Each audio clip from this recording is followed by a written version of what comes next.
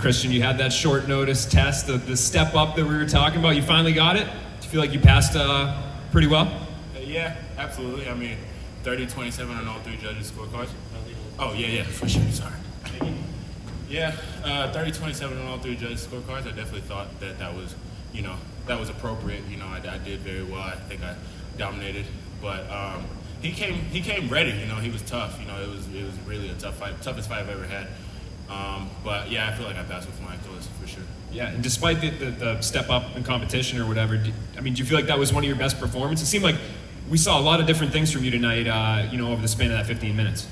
Yeah, I was just really, because once I wanted to get a feel for how strong he was, because I knew he was going to be strong. Watching tape on him in his fights, how he finished most of them by ground and pound, TKO or KO. So I wanted to really get a feel for how strong he was going to be in the clinch and like the grappling exchanges. So when he threw his first leg kick, I knew once I threw the leg kick in the first round, he was going to try to, copy, you know what I mean? And realistically, I probably should have just timed it with like an overhand or something, but my ego kind of got in the way a little bit. I shot in for a takedown. And he was strong. He literally just, I don't know what happened. I have to go back and watch it. I mean, it felt like he just literally stopped it and threw me on my back. And so I had to, really just keep it on the feet and win that way.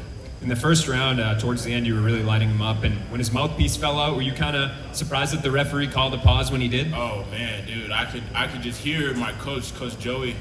I could just hear him screaming. He was like, "What kind of call is that?" Like he was like, "Hurt." And Coach Joey. As soon as Coach Joey was screaming, I knew in my mind, I was like, "Okay, something not right just happened." You know what I mean? So it kind of like it didn't throw me off necessarily, but it definitely kind of got to me a little bit. I was like, damn, I could have finished it right there, possibly. You know what I mean? So yeah, but I mean, it's all good. I still won, so I can't complain. Yeah, and you seem like you're pretty happy with it. There's still things you can take out of it, but where do you go from here? I mean, you beat a guy that only had one loss on his record, or a former Ryzen fighter. Do you feel like now you're finally in that conversation to get some contenders and start working your way up in the rankings? Yeah, absolutely. Because he was definitely he had a good resume. Like a lot of people were expecting him to win. From what I understand. So it was definitely a good fight, a tough fight. And I feel like I'm definitely ready for that next step. Anybody in the top 10. Any of them. Doesn't matter. Number one. I could get number one my next fight, and I would still win. Great. Thanks. Christian Romero, congratulations. I thought you looked absolutely spectacular. I know you don't want to say it was your best performance, but we were all talking back here, and we all said it was eye-opening how great you looked. How hard was it to make an adjustment going from you were supposed to fight a different opponent just a week ago? The game plan-wise, how much adjustments did you have to make? It was definitely at first, to be honest, I was doubtful because I was like, man, the switch of opponent and the change of style. It was, Ben Parrish, he was more of a jiu-jitsu guy, had all of his wins by submission, and then this guy was strong, he likes to wrestle, take you down, ground and pound and stuff.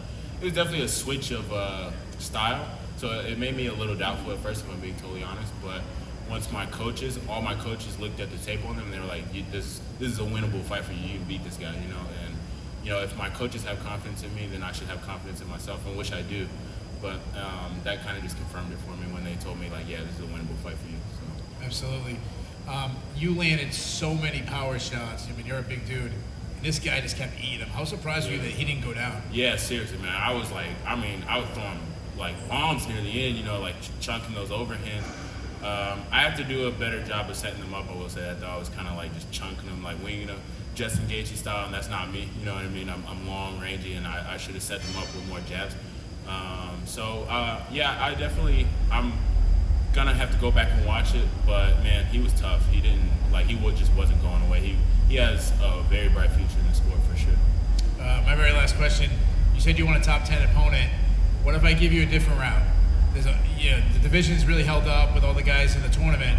There's a couple legends who might not necessarily be in the divisional rankings. Yoel Romero, Machida. What about the young gun versus one of these, legends?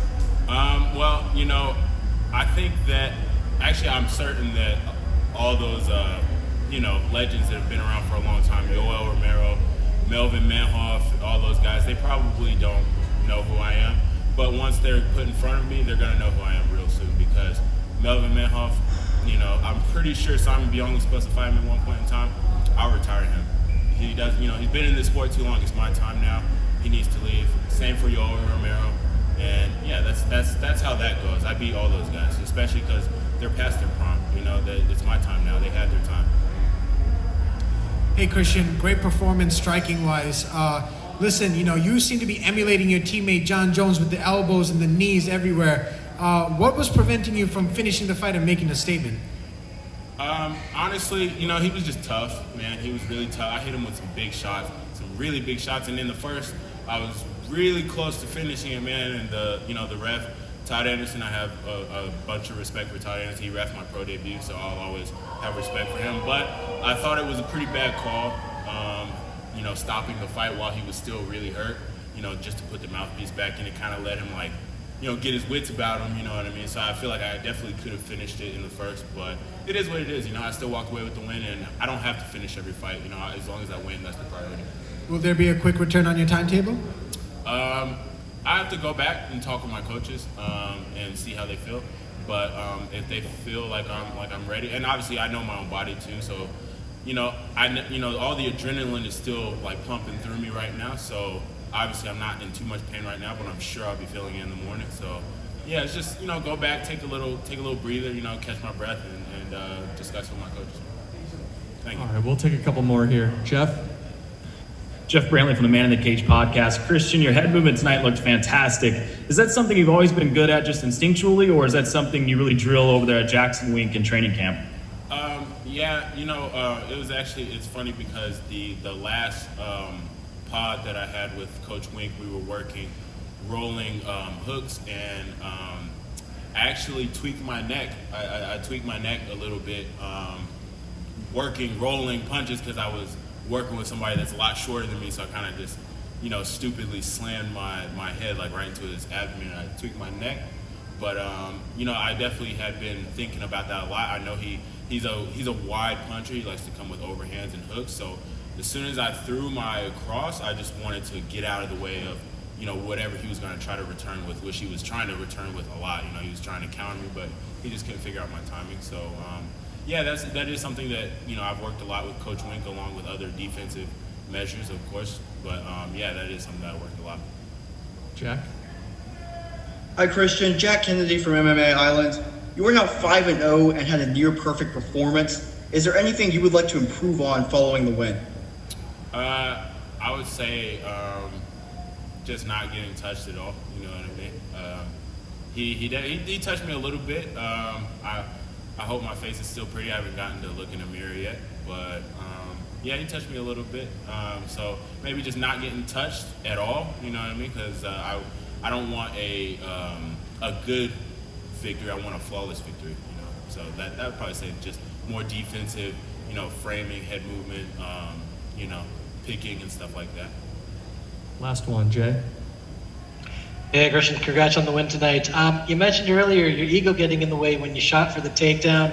And you also mentioned they don't all need to be finishes. How important is it to go the distance in a fight like this and kind of learn these lessons earlier in your career? I think it's very important because it just adds to my experience overall as a fighter. Going the distance, going all 3 rounds, knowing that I have that in me, and knowing that I have the ability to push a good pace even in the 3rd round. I was landing some really good shots in the 3rd round, but I feel like I could have did even better. I could have pushed even more of a pace. Through more jabs, through more, just more volume. So because it is the 3rd round, and I know that. You just never know when it goes to the judges. We've obviously in MMA we've seen some pretty odd decisions. You know what I mean? So I just don't want to leave any doubt anytime it does go to a decision. So just pushing. Next fight, I just want to push a really, really good pace.